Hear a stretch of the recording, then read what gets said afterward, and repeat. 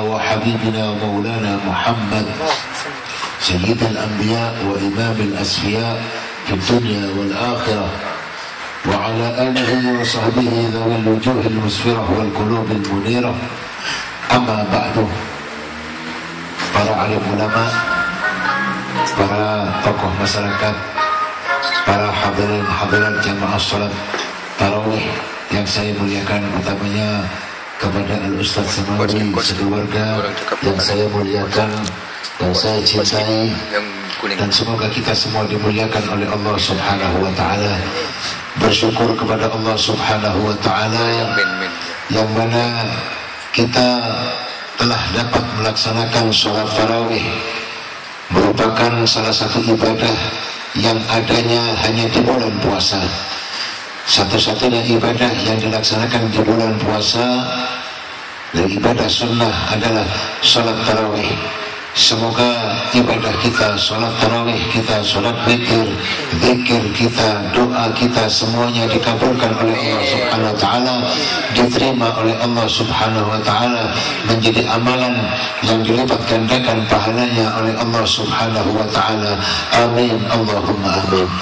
Para hadirin hadirat sekalian, alangkah mulianya di bulan yang penuh dengan rahmat, maghfirah dan itqun minan nar ini, kita memperbanyak ibadah kepada Allah Subhanahu wa ta'ala. Setelah 11 bulan kita disibukkan oleh urusan-urusan agama, marilah sejenak di bulan ini kita khususkan waktu-waktu kita, walaupun tidak semuanya, akan tetapi lebih banyak untuk Allah Subhanahu wa ta'ala. Karena di bulan ini kata Rasulullah, syahrul Ramadan syahrul ummati, bulan Ramadan adalah bulan daripada umatku, yang mana pahala dilipat gandakan. Barang siapa yang melaksanakan ibadah sunnah, maka mereka diberi pahala bagaikan melaksanakan ibadah wajib. Barang siapa yang melaksanakan ibadah wajib, dilipat gandakan pahalanya sampai beratus-ratus bahkan beribu-ribu kali oleh Allah Subhanahu wa ta'ala, tergantung keikhlasan yang kita punya. Jangankan ibadahnya, tidurnya kita pun bernilai ibadah. Naumus sha'im ibadah. Tidurnya orang yang berpuasa adalah ibadah kepada Allah Subhanahu wa ta'ala. Marilah di saat-saat seperti ini kita hindarkan dosa kepada Allah Subhanahu wa ta'ala. Kita beramal amal soleh dan kita jauhkan dosa, karena di antara kita masih banyak yang berani melakukan dosa.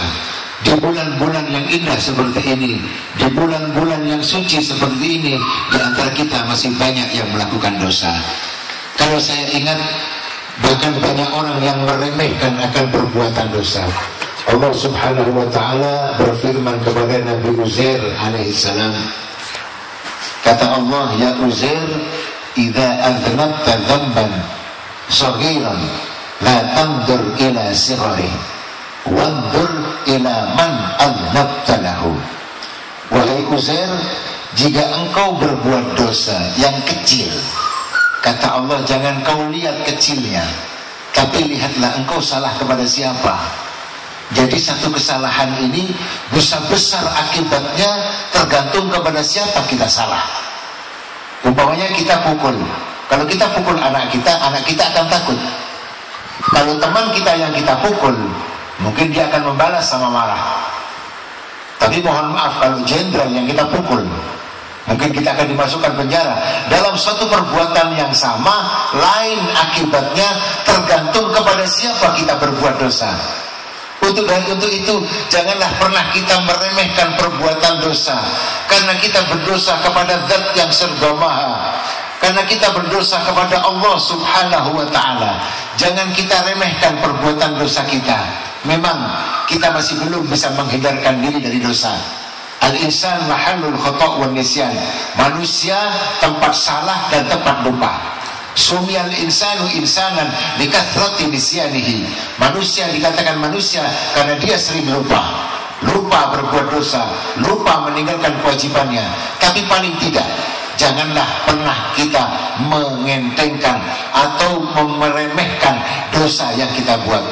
Alangkah baiknya kalau kita selalu beristighfar kepada Allah Subhanahu wa ta'ala, karena Allah zat yang membuat kita berdosa, dan Allah pun adalah zat yang siap untuk mengampuni kita, asal dosa itu mau kita mohonkan ampun kepada Allah Subhanahu wa ta'ala, asal kita mau beristighfar kepada Allah Subhanahu wa ta'ala. Alangkah sombongnya orang yang berbuat dosa tidak beristighfar kepada Allah Subhanahu wa ta'ala tanpa kita sadari. Setiap hari pun kita berbuat dosa. Mata kita berdosa, melihat sesuatu yang tidak diridhoi oleh Allah Subhanahu wa ta'ala, melihat perempuan yang bukan mahram kita. Telinga kita berdosa, mulut kita berdosa, tangan kita berdosa, kaki kita berdosa, bahkan pikiran kita pun berbuat dosa, hati kita berbuat dosa. Ingatlah, bukankah semua ini diciptakan oleh Allah agar bisa mencarikan pahala untuk kita? Kita diberi telinga oleh Allah agar telinga ini bisa memberi pahala kepada kita dengan mendengarkan mau'izah hasanah, dengan mendengarkan pembacaan Al-Quran, dengan mendengarkan pembacaan salawat, maka telinga kita memberi pahala kepada kita. Mata diciptakan oleh Allah untuk memberikan pahala kepada kita. Melihat Al-Quran berpahala, melihat Zam-Zam berpahala, melihat Ka'bah berpahala, melihat ulama berpahala. Mulut pun begitu, tangan begitu, kaki begitu. Tapi banyak di antara kita justru yang nikmat yang telah Allah berikan kepada kita justru digunakan untuk bermaksiat kepada Allah Subhanahu wa ta'ala. Kata Allah dalam Al-Quran, "Tsumma la tus'alunna yawma idzin 'anil na'im." Kelak setiap nikmat yang Allah berikan akan dipintai pertanggungjawaban di sisi Allah Subhanahu wa ta'ala di akhirat nanti. Kemudian kata Allah Subhanahu wa ta'ala kepada Nabi Uzair, "Wa idza asabaka khairun yasir la tanzur ila sigharih wanzur ila man razaqaka." Wahai Uzair, kalau engkau mendapatkan pemberian dari Allah yang sedikit, jangan kau lihat kecilnya Uzair, jangan kau lihat sedikitnya, tapi lihatlah siapa yang memberi engkau.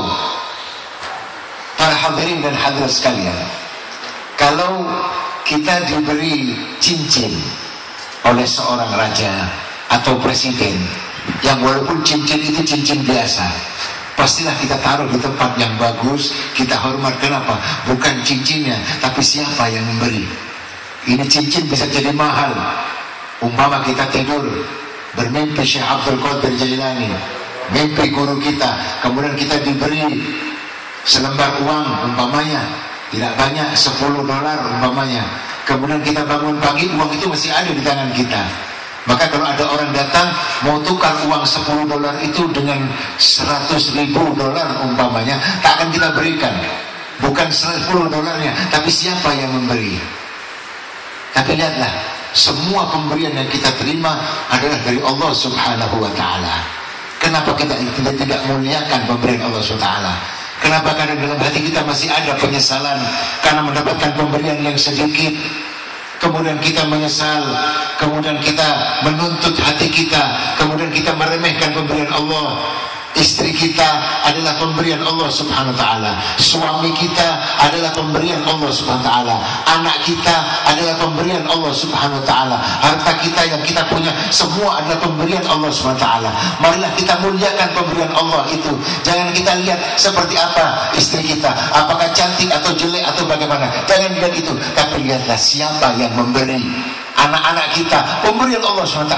Marilah itu semua kita muliakan, marilah itu semua kita kagumi, sembari kita selalu bersyukur kepada Allah Subhanahu wa ta'ala. Karena sedikit kalau dari Allah Subhanahu wa ta'ala hakikatnya bukanlah sedikit, tapi banyak, hanya karena piciknya mata batin, mata zahir kita melihat sesuatu yang banyak dari Allah itu seakan-akan sedikit. Kata Allah, kalau engkau diberi sedikit, jangan kau lihat sedikitnya, tapi siapa yang memberi. Kemudian yang terakhir kata Allah Subhanahu wa ta'ala, wa idza asabaka baliyatun la tashkuni ila khalqi kama la ashkuka ila malaikati idza sa'idat ilayya masawika.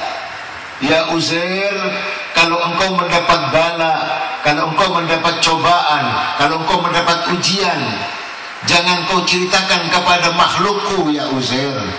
Jangan engkau, apa bahasa sini, cerita atau engkau ceritakan bala itu kepada makhlukku ya Uzair, sebagaimana aku belum pernah cerita kepada malaikatku tatkala engkau berbuat kejelekan kepadaku.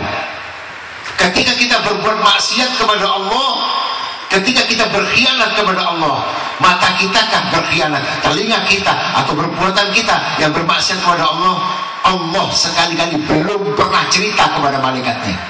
Bayangkan kalau Allah cerita kepada malaikat, wahai malaikatku, hambaku yang bernama Fulan bermaksiat kepadaku, aku telah berikan nikmat kepadanya, aku telah berikan anugerah kepadanya, tapi dia balas anugerahku dengan maksiat kepadaku. Seandainya Allah bercerita seperti ini kepada malaikat, maka malaikat tidak akan terima.